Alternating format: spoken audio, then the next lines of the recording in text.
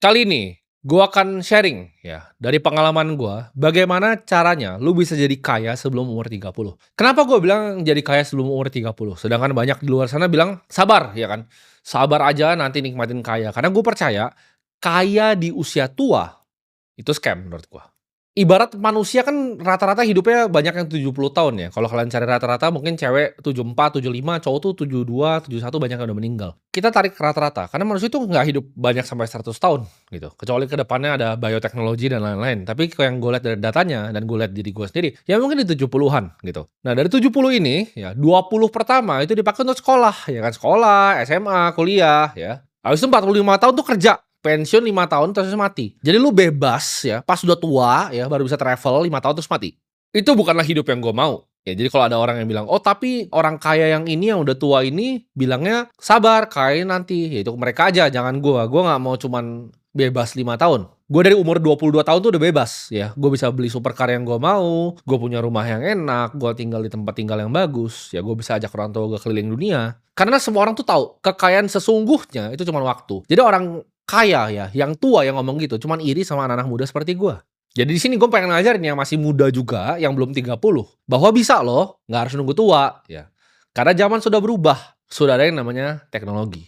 Kalian jangan mau ditipu sama kata-kata seperti itu, kaya harus tua, jangan mau ditipu, ya. Karena waktu itu selalu lebih berharga dibanding uang. Itulah kenapa mereka yang ngomong seperti itu masih naiknya private jet. Karena mereka tahu waktu lebih mahal dari uang. Cara menang di hidup ini, itu yang pertama lo harus benerin tuh yang ada di dalam kepala lo, ya. Yang gue sebutnya mindset. Ini zaman dulu banyak influencer yang cemooh gue, ya. Influencer-influencer monyet gembel yang tadi bilang, oh apa yang penting genset, ya kan, keset. Tapi mindset ini yang bisa bikin diri gue itu ada seperti sekarang.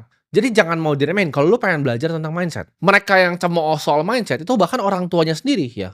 Lihat anaknya seperti pelawak kayak gitu di TikTok tuh malu punya anak seperti itu. Mindset yang pertama yang kalian harus punya, yaitu percaya ya, ini kan gue ngomong konteksnya dalam kaya ya, lu percaya bahwa diri lu sendiri itu bisa kaya. Tapi ini gue paham banget, bakal banyak yang ngomong ke lu adalah orang yang halu, lu adalah orang yang delusional, misalnya lu tinggal di desa gitu kan, naik motor. Tapi lu percaya di diri lu, di hati lu yang paling dalam, lu percaya ya, ketika lu lihat muka lu sendiri di kaca, lu percaya bahwa orang ini bisa kaya. Gue itu dari zaman masih miskin ya, gue dari naik motor, gue dari beli mobil bekas Ford Fiesta, itu gue sudah percaya bahwa Timothy akan jadi seorang triliuner. Gue nggak tahu caranya gimana, gue nggak tahu apapun yang gue harus lakuin. Kalau disuruh nyapu tai setiap hari, ya sampai situ gue akan nyapu tai setiap hari. Gue nggak peduli caranya gimana, apapun itu gue akan lakukan. Tapi gue tahu, ya, gue belum tahu jalannya, gue belum bisa lihat jalannya, nggak ada yang ngajarin gue jalannya juga, tapi gue tahu ya, suatu saat sebelum gue masuk ke tanah, sebelum gue dikubur, gue akan jadi triliuner dan gue akan bermanfaat untuk orang banyak. Dan ketika gue nyampe itu, gue berjanji sama Tuhan yang di atas, gue berjanji akan bantuin semua orang bisa jadi kayak gue. Jadi itu yang gue tepati janjinya sekarang. Lu harus percaya dulu ya. Karena kalau lu tidak percaya sama diri lu sendiri, tidak ada yang akan yang percaya sama lu. Ya nggak apa-apa nanti lu dibilang delusional, lu dibilang halu, lu dibilang kebanyakan nonton konten ya, nggak membumi, biarkan semuanya itu. Kalau lu nggak bener-bener bilang bahwa diri lu bisa kaya, itu jalan di depan lu, pintunya itu tidak akan pernah terbuka. Dan lu jangan takut ya dikucilin sama teman-teman lu yang ngatain lu halu, karena dengan lu punya mindset seperti ini, lu akan ketemu dengan orang-orang yang punya mindset seperti ini juga. Gue senang ketika gue punya grup besar yang ada partnernya banyak, dan semuanya mindsetnya sama. Semuanya yakin mereka bisa jadi triliuner yang lebih kaya lagi. Dan ini seru banget. Ayo kita lomba yuk ke 30 triliun. Yuk. Siapa duluan nih? A, ya kan? B, C, D, siapa nih? Siapa yang duluan ke 30 triliun? Ayo kita lomba. Bahkan grup kita, itu namanya Road to 30 triliun loh. Nama grupnya Road to 30T. Jadi kita semua lomba ya, siapa duluan nih?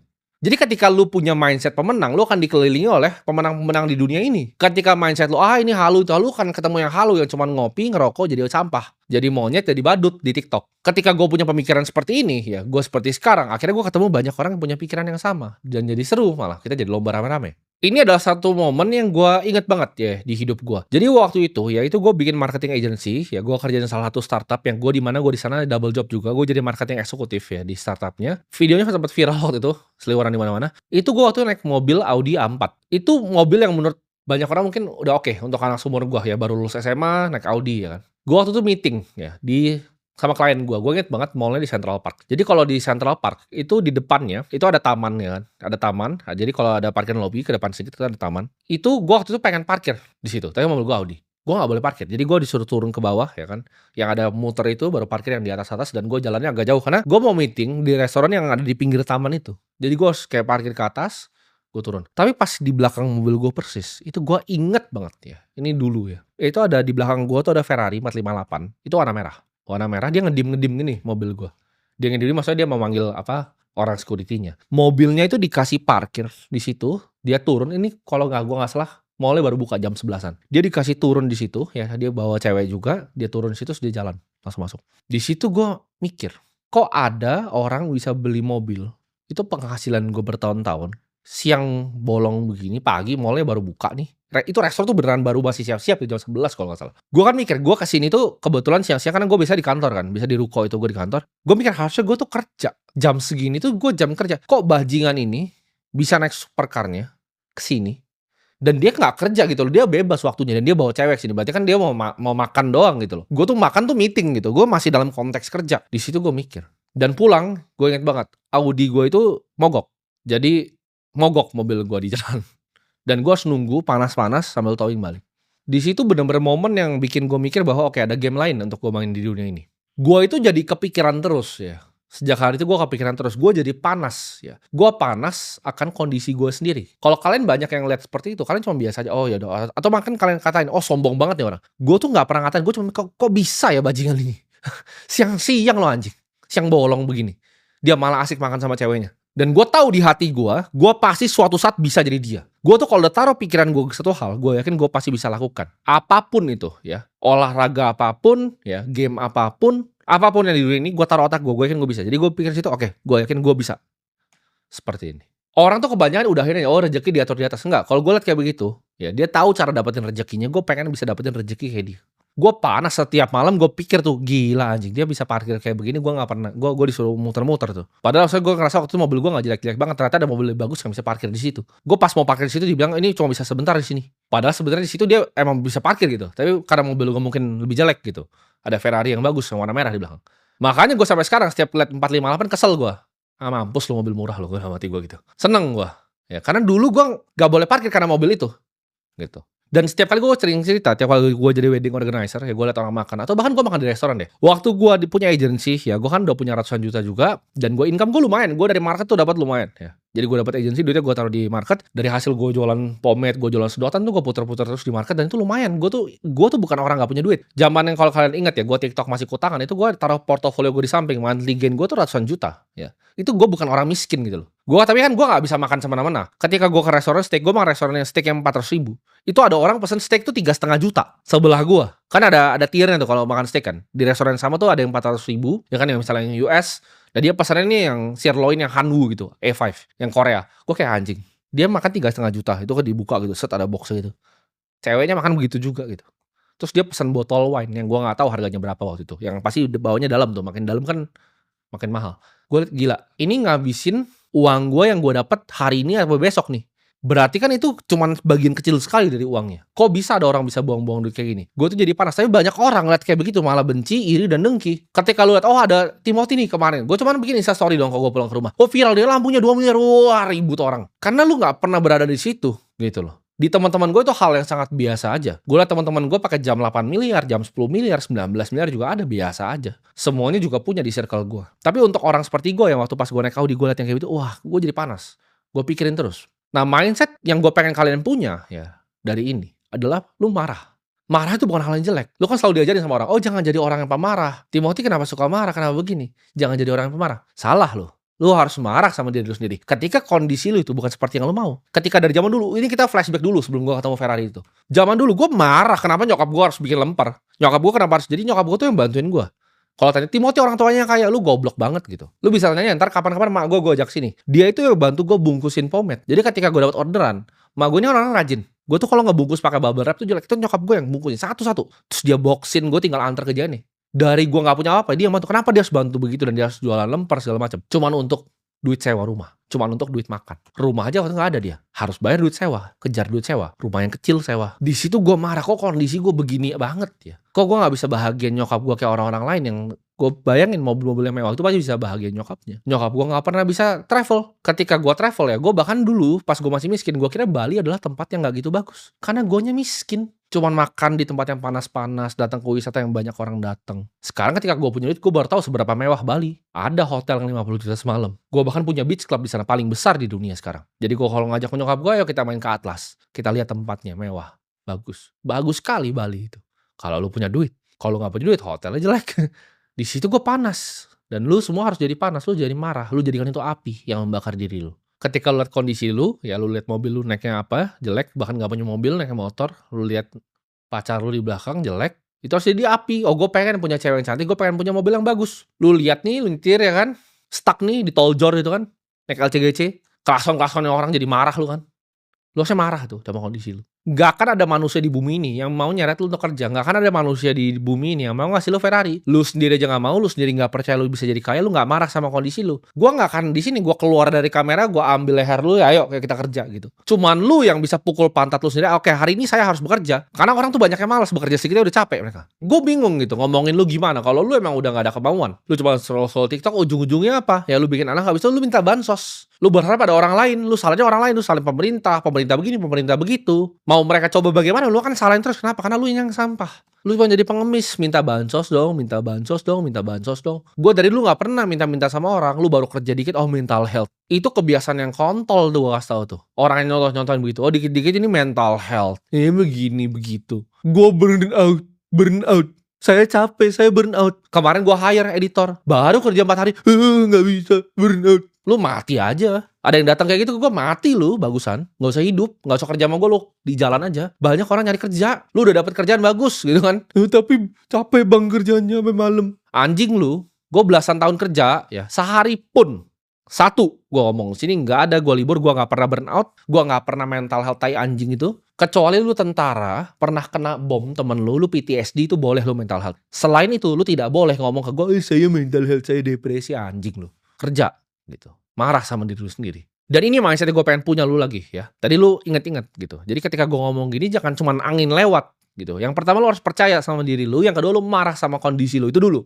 Ya itu jadi apinya tuh. Ketika lu ngerti konsepnya, lu paham polanya, lu bisa jadi sukses juga. Karena semua itu cuma di otak. Yang ketiga, biasain apa yang lu ucapkan itu lu jadiin kenyataan. Ketika gua nih ngomong, saya akan bikin 100 sekolah, itu akan gua jadikan kenyataan walaupun gua harus mati untuk lakukan itu. Ketika gue ngomong ke diri gue akan jadi triliuner. Gue akan jadi triliuner. Ketika gue bilang di SMA gue akan jadi yang paling jago main basket satu sekolah. Gue akan latihan sampai kaki gue kalau bisa patah di situ. Gue akan latihan. Gue bilang gue akan jadi shooter terbaik. Gue akan shoot sampai tangan gue kalau bisa patah. Jadi kalau gue ngomong sesuatu ke diri gue, itu self accountability-nya tinggi. Lu adalah orang-orang yang gak accountable. Bilang oke, gue mau sukses.